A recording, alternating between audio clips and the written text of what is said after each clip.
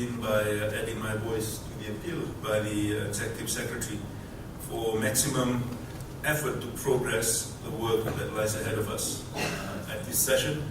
But I also want to echo the sense of urgency that she has emphasized that underlies all the discussions that are going to be held at this session here in Bonn on mobilizing efforts for climate action, but also support towards climate action. And the Fijian presidency is totally committed and focused on the work of advancing the work program of the Paris Agreement. And we have asked and are calling on all parties to share that commitment. And it is critically important that the work program be completed at COP24 in Katowice this year. And any suggestion that this be delayed will only delay our overall response to the climate crisis that we face. And we simply don't have any time to waste.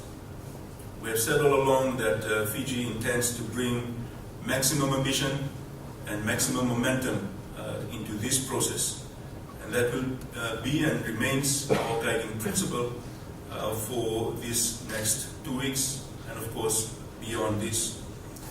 As you all know and have heard from the Executive Secretary, the Talanoa Dialogue to raise ambition in our nationally determined contributions to reduce carbon emissions is a critical pillar in our overall effort.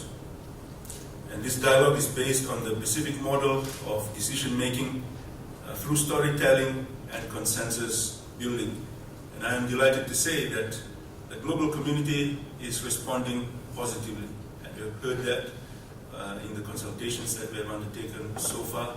And there is a lot of enthusiasm and excitement that has built around the Talanoa Dialogue. Most of the parties have indicated that they will attend the Talanoa Dialogue on Sunday here in Bonn. And the response has been so positive that we have had to add an extra group to the existing 6 groups of Talanoas.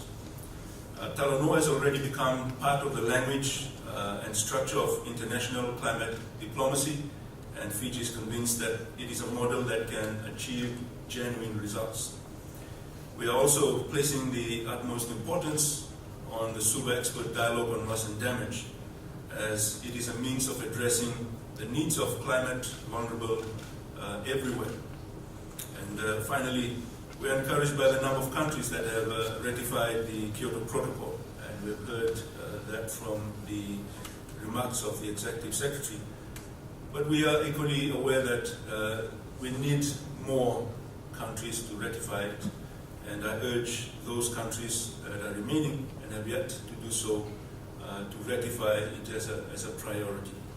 I thank you.